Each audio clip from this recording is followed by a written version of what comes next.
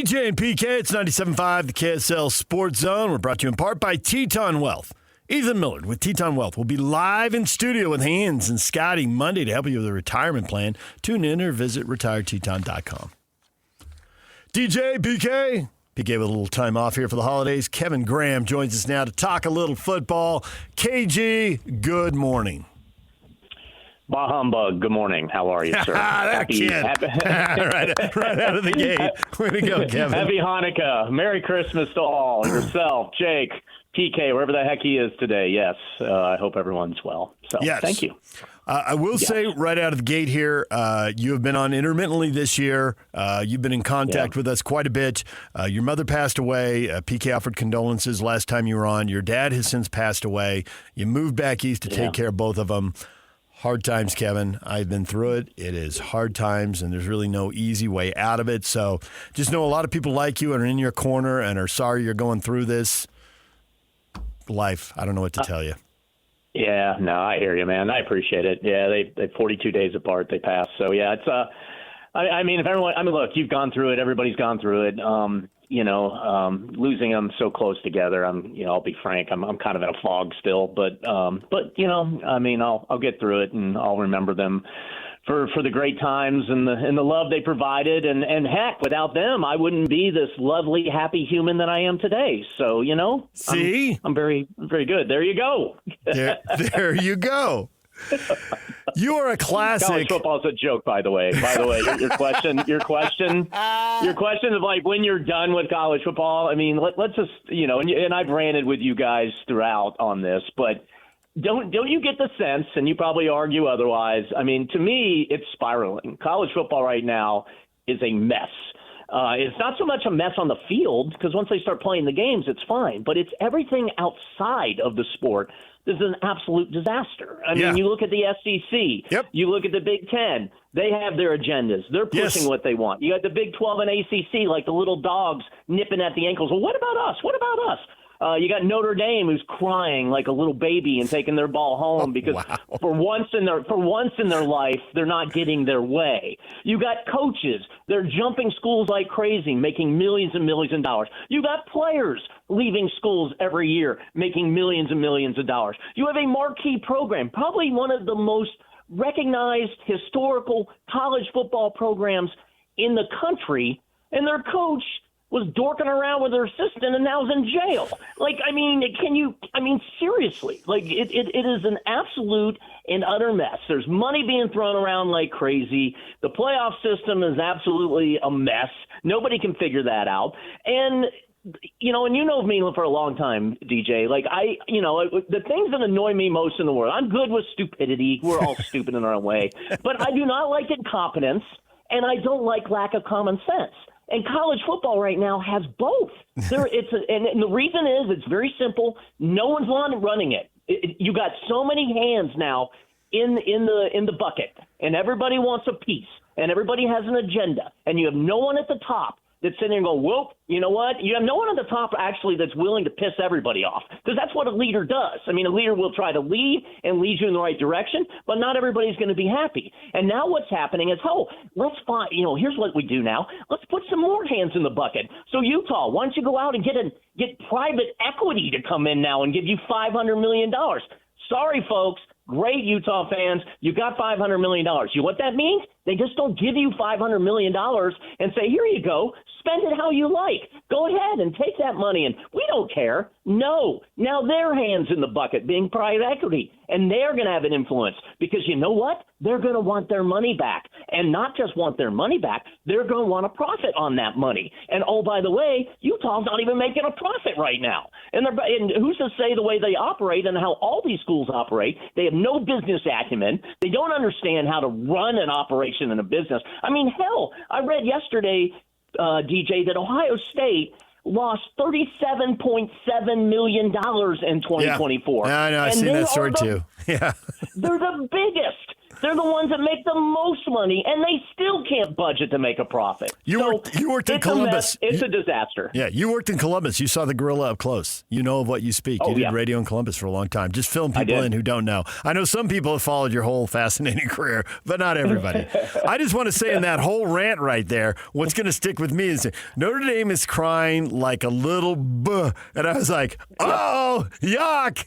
And you came up with baby. Yep. Good work. Nice save. I was like, Thank you. Thank you. It's really frustrating because, college football and the difference between college football and pro, at least the past it was about your loyalty to your school. It's about the emotion. It's about the fans. It's about the tailgating. It's about going in as one community and rooting for your university with a bunch of student athletes who are out on the field playing football, but then have to turn around and go in class on Monday. And yes, money has always been a factor, but the problem now is money is the factor. Like money now is first and forefront, and basically you have a professional league now, and that has taken kind of the I think the excitement off. It's kind of taken the fun off. It's now front and center about the money. Everything now is about the money. The coaches, the players, the university. It's all money. ESPN, Fox, everybody's contributing money. And, oh, by the way, they have their hands in the bucket as well. So, I mean, that's my problem. Like, it's taken the love out. It's taken the fun out. Now, with that said, come Friday, 2 weeks from today, I will be in Detroit at Ford Field for the Game Above bowl game. So my Central Michigan Chippewas will be taking on Northwestern, and I will be there. But you know what? I'm a little G5 school, so for me that's fun. But for everybody like the BYU and Utah fans, everything else, it's just taking the luster off, and it's really frustrating.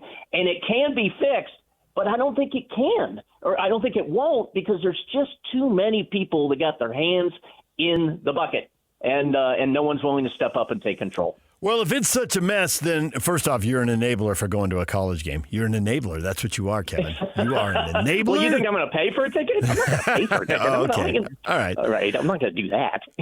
Then if it's so messed up and it's no fun, let's go to the NFL, which is literally the no fun league. Well, it's better football. At least, you know what I mean? I'm more of an NFL fan than I am college at this point. There are multiple teams here that got off to great starts that are spiraling. And I think I know the answer to this question. But if you just watch the Tampa Bay Buccaneers make a complete mess of an absolutely winnable game with Atlanta, they started 5-1. They're 2-6 in their last 8. They're spiraling. The Eagles have lost 3 in a row after an 8-2 start. The Colts have lost 3 in a row and 4 out of the last 5 after a great start. Can any of those teams turn it around? Are they all doomed? Or is there somebody you think, all right, you can have some measure level of success? The Colts, no. No offense. You just went out and got yourself a 300-pound, 85-year-old quarterback. How desperate are you when you got to go and get Phillip Rivers, who hasn't played for 5 years? The likelihood, Flacco did it, with the Browns, but Flacco, I think, had played previously a year or two. Mm-hmm. So, Rivers hasn't played for, 4 or 5 years. So I don't see the Colts. I give Colts respect for trying to go all in, and they just got a bad break. Literally a bad break. I don't think it's a coincidence that Daniel Jones, who fractured was playing with a fractured fibula, then ends up blowing out his Achilles. Obviously something was going to go there, and unfortunately that's what it did for the Colts. Tampa Bay's got a shot because they play Carolina twice here to end the season. So, and Carolina's got a half game up on them now. So Carolina, I'm not 100% believer in them. I do live in the Charlotte area now when I moved out here to help my folks out. They're up and down. They win games that you don't expect them to win, then they lose to teams that you don't expect them to lose to, like New Orleans, who they play this weekend. So Tampa can get in the playoffs, but are they going to actually win a Super Bowl? No. Baker Mayfield's not going to do it. He made mistakes last night. It cost him in the game. So I don't see that happening. Philly is unique because they do have a really good defense. Jalen Hurts, can he turn it around? He was awful, obviously, this past week. So, you can't count them out just because of the talent they have on the field. Who was the other one you mentioned? No, that's it. It was 3. I went with 3. Okay, those three, yeah. So, but as we talked throughout the season, DJ, it's about who's playing the best football at the end of the season. Mm-hmm. And, it's that momentum going into the playoffs. And, and those three teams don't have it right now. But then you go on the flip and you look at teams, you still got the Broncos sitting there, you got the Patriots sitting there. Now, the thing about those two teams is, obviously they have the best records, but they're kind of a mirage based on their schedule because the Patriots have only beaten 3 teams with a winning record out of their 11 wins. Denver's only beaten 2 teams with a winning record out of their 11 wins. So, I question both those, but yet they're playing good football. Look out for the Texans. They're on fire right now. Why? Because they have a really, really good defense. Defense still does it. Packers are coming on strong. Rams obviously are sitting there. I mean, to me, as we sit here and talk off-field garbage about college football, I mean, everything about the NFL is on-field, and we are poised for the next few weeks of, I think, some really, really good games and really games that are going to be pivotal on who's deciding who's getting the playoffs. I mean, hell, the Lions, who had the best record last year in the FC, if I'm not correct, if I'm not mistaken, or one of the best with two losses, they may not even make the playoffs, and they got a winning record right now. So it's fun. I mean, even Colts Seahawks are going to be a good game this week. The 4:00 games are phenomenal this week. Lions, Rams, and then obviously Packers, Broncos. So, you got some really great games this week. And again, not to bring it around to the rant about college, but it's all about on the field with the NFL. And we're seeing some really, I think we're seeing some really great matchups coming up. Chicago is another team that, like New England and Denver, yep. When you finish 3rd or 4th in your division, you're going to have a much softer schedule, and these teams that were down are now up. Denver was a 3rd-place team in their division, even though they were a playoff team last year, so they certainly catch that break. I mean, there's no doubt about it, and the Bears have feasted on that. I feel like Ben Johnson could be the coach of the year, except I look at the Patriots. Yeah, I know. Yeah, do we know how? We not only know who's going to win, we know who's going to finish second, don't we? We know who's going to win. Like the coaching you're talking about? Yeah, I think Vrabel's going to win the coach of the year, and Ben Johnson's going to be second. Yeah, I think so. I mean, I think Peyton needs to be in the mix too for what he's done with Denver. I mean, that franchise was lost just a couple of years ago, so I think he should be in the mix too. But yeah, I think that's it too. Depending on how the season ends, I mean, things can go haywire. Yeah, one way or the other. But I would agree with you on that. Do you buy the Seahawks as a big time Super Bowl contender, sitting there 10-3, tied with the Rams, not only for the division lead but for the best record in the NFC? No, only because, and I'm slanted on this being a New York Jets fan. I just don't think Darnold can get you to the Super Bowl. Obviously, Stafford can if you look at the Rams, but I don't think Darnold. I think Darnold has those meltdowns, those occasional meltdowns where you're just like, he reverts back to New York Jets Sam Darnold, where he gets pressured and he throws the ball into double and triple coverages and turns the ball over. So that's the only reason why I don't put Seattle in there. Obviously, they're going to make the playoffs, I believe, but no, I don't believe them. I don't believe in them as a Super Bowl team. I believe in the Rams. I believe in the Packers. I believe in the Eagles still, if they can get their offensive schedule away. I do. I mean, they know how to win it. They won it last year. I mean, look how they played last year. If they could heat up, I mean, I think that's a possibility. But I don't believe in the Seahawks. The problem with the Eagles is their O-line isn't as good. Saquon Barkley did not forget how to run, but he just doesn't have the same holes, the same seams, the same opportunity. And everybody knows, literally, it's an old Rick Majerus line. I never want to lose to the other team's best player. We take that away. Now, if somebody else beats us, well, that's the way it goes. And I think that's how defenses approach the Eagles. Like, we can't get beat by Saquon Barkley. If they throw it and beat us, so be it.